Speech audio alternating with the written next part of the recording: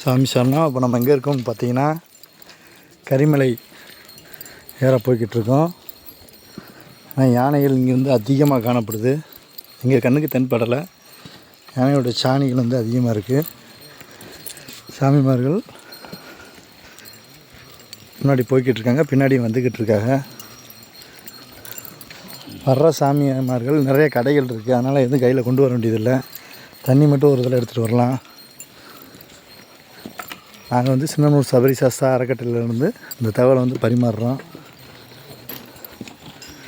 கரிமலை ஏறும்போது தான் அதிகமான யானைகள் வந்து தென்படுது. யானையினுடைய சாணிகள் இருக்குது. ஆனால் வந்து போக்குவரத்தில் எந்த ஒரு பாதிப்பும் இல்லை. அங்கங்கே ஃபாரஸ்ட் ரேஞ்சர்கள் வந்து பாதுகாப்புக்காக ரெண்டு பேரும் அங்கங்கே இருக்காங்க. சுவாமி சரணம். அந்த சுவாமியை பாருங்கள், சாமி பூரா போயிட்டுருக்காங்க.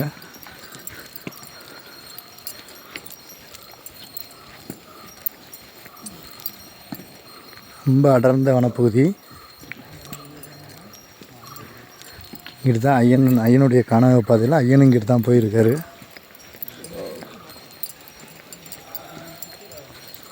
ரொம்ப புனிதமான பகுதி.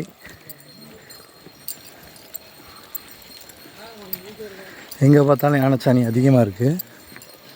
யானைகளுடைய நடமாட்டம் இங்கே அதிகமாக இருக்குது. யானைகளுடைய வழித்தடங்களும் அதிகமாக இருக்குது.